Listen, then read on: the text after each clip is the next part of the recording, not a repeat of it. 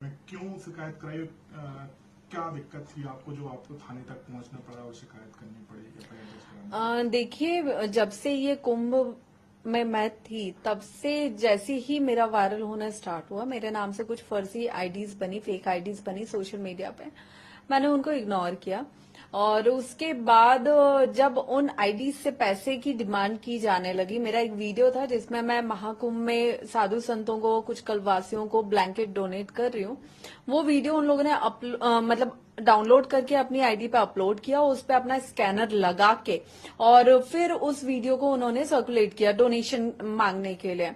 वो जैसे ही मुझे पता चला तो मैं भोपाल आई, आज से 15 दिन पहले की बात है। मैंने उन 3-4 आईडीज के अगेंस्ट कंप्लेंट करवाई। उस वक्त मुझे उन 3-4 आईडीज का पता था, लेकिन भोपाल से जस्ट दूसरे दिन जाने के बाद मेरे सामने धीरे धीरे बहुत सारी फेक आईडीज आने लगी और उसके बाद मेरे सामने एआई के जो एडिट वीडियोस हैं वो आने लगे। जब वो सारा हुआ तो उससे मैं मेंटली बहुत ज्यादा डिस्टर्ब हो गई और इन वीडियोस पे, जो फेक आईडी पे वीडियोस डले हुए थे, जो भी फोटोज डली हुई थी, उसमें ये दिखाने की कोशिश कर रहे थे कि भाई आप जिनको साध्वी मानते हो वो देखो क्या कर रहे हैं, वो तो आपका महाकुंभ में आपसे पैसे कमाए हैं और वो जाके दुबई में उड़ा रहे हैं। इस तरह के वीडियोस बहुत ज्यादा। और मुझे तो ये नहीं समझ में आता है कि कुछ लोगों ने जो रोस्ट कर रहे हैं, ट्रोल कर रहे हैं, उन्होंने ये चला दिया कि हर्षा रिछारिया ने महाकुंभ से इतने पैसे कमाए हैं। तो हर्षा रिछारिया किस आधार पे पैसे कमाती है? हर्षा रिछारिया ने वहां कोई दुकान तो लगाई नहीं, वहां कोई बिजनेस किया नहीं। हर्षा रिछारिया कोई साध्वी संत थी नहीं, वो बराबर बोल रही थी, तो हर्षा रिछारिया को दान दक्षिणा देने का सवाल नहीं उठता है। तो हर्षा रिछारिया कैसे पैसे कमाती है? हर्षा रिछारिया वहां अध्यात्म की खोज में गई थी, साधु संतों से मिलने गई थी, उनका आशीर्वाद प्राप्त करने गई थी, वही करके वो लौटी है।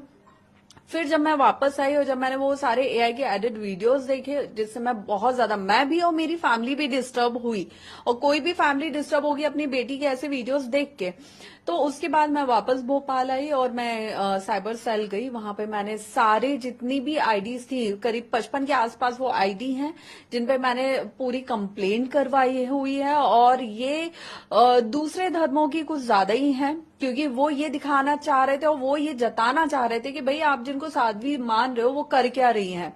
तो वो युवा मुझसे ना जुड़े, मेरा नाम खराब हो जाए और मैं धर्म की ये जो बात करती हूँ वो मैं ना करूं, उसके लिए सब करवाया गया है। तो क्या आप लग रहा है आप टारगेट किया जा रहा है? बिल्कुल टारगेट किया गया है। और ये जिस दिन से मेरा वायरल होना, फेमस होना शुरू हुआ था कुंभ के माध्यम से, उस दिन से उसके 2-4 दिन बाद से ही ये चीजें शुरू हो गई थी, जो अब बहुत लेवल इनका बढ़ता ही जा रहा है और जिन्हें अब रोकने की बहुत ज्यादा जरूरत है। कौन लोग हैं, आपको कौन लग रहे हैं जो टारगेट कर रहे हैं? देखिए, क्यों कर रहे ये हैं? बहुत सारे लोग हैं जो दूसरे धर्मों के हैं, जिनमें मैंने पुलिस को कल स्क्रीनशॉट्स और आईडीज भी बताई हैं। ये बकायदा उनके नाम लिखे हुए हैं, सब चीजें हैं। और कुछ लोग इसमें, क्योंकि कहता है ना कि घर का भेदी लंका ढाए, जब तक अपना कोई दूसरों के साथ नहीं मिला होता तब तक चीजें उतनी पॉसिबल भी नहीं होती है। तो ये दूसरे समुदाय के द्वारा, दूसरे पक्षों द्वारा भी किया जा रहा है, जिसमें कुछ लोग अपने भी शामिल हैं।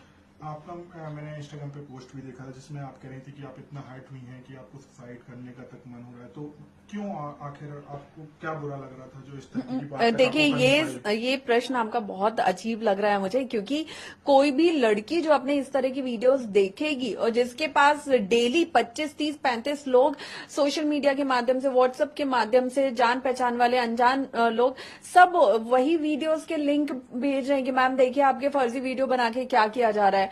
और मुझे हैरानी उस दिन तब ज्यादा हुई जब वही फेक वीडियो कुछ लोग अपनी स्टोरी पे मेंशन कर रहे हैं कि साध्वी जी तो मजे ले रही हैं जिंदगी के।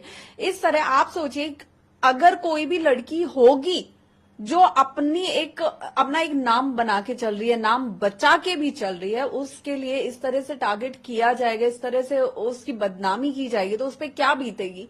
और उसके बाद भी जब मैंने पहली बार वीडियो देखा तो मैंने ईश्वर से यही निवेदन किया था कि भगवान ये वीडियो मेरे घर तक ना पहुंचे। और मुझे याद है जिस दिन पहली बार मेरे भाई ने वो वीडियो देखा था, उस पर क्या बीती थी, उसकी आवाज मैंने फोन पे क्या सुनी थी ना, ये सिर्फ मुझे पता है। और उस दिन हकीकत में, कि जिस दिन मैंने ये वीडियो जारी किया था सुसाइड वाला, उस दिन मैं कुछ ना कुछ गलत कदम उठा लेती। मैं इतनी ज्यादा मानसिक रूप से प्रताड़ित तो हो चुकी थी, टॉर्चर हो चुकी थी कि मुझे नहीं समझ में आ रहा था मैं क्या करूं, क्योंकि जो चीजें वायरल हो गई उनको आप कैसे रोकोगे।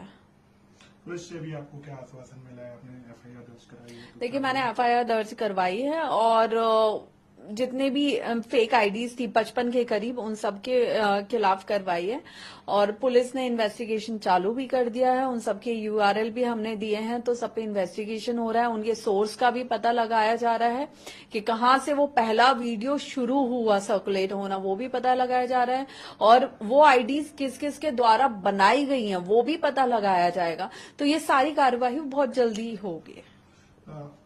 हर्षा जी, मैंने आपको देखा प्रयागराज में, तो आपका उद्देश्य क्या है? अब आप किस तरफ आगे बढ़ने वाली हैं? क्या अध्यात्म की तरफ या साध्वी की तरफ, या जो आप मोटिवेट नए लोगों को, युवाओं को करना चाहती हैं उसी तरफ बढ़ेंगे? देखिए हर्षा रिछारिया आप महाकुंभ में किस दिशा में जाएगी यह हर्षा को भी नहीं पता था, क्योंकि हर्षा रिचारिया सोच के आई थी कि मैं ज्ञान यहाँ से प्राप्त करके बहुत सारे साधु संतों का आशीर्वाद लेके जाऊंगी, लेकिन महादेव ने कुछ और ही निश्चित किया हुआ था, वो पूरी दुनिया को देखने को मिला है।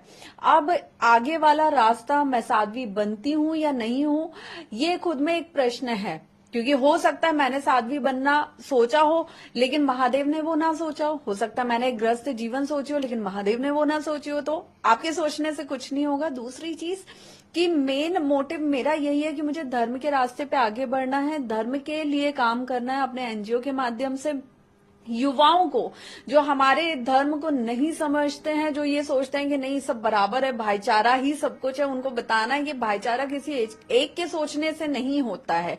हर रिश्ता तभी चलता है जब दोनों पक्ष बराबर का सोचें। दूसरी चीज कि आने वाले एक हफ्ते के अंदर अंदर मैं धर्म के लिए एक बड़ा चीज सामने लाने वाली हूँ, एक बड़ी घोषणा करने वाली हूँ जिसमें युवाओं को मैं अपने से ज्यादा जोड़ के काम करूंगी। तो ये मीडिया के ही माध्यम से, क्योंकि मुझे लगता है मीडिया आज के टाइम में वो एक बहुत बड़ा सपोर्ट होती है जो आपकी बात को दुनिया के सामने रखती है। तो मीडिया के माध्यम से ही मैं अपनी बात अगले एक हफ्ते के अंदर लोगों तक पहुंचा दूंगी।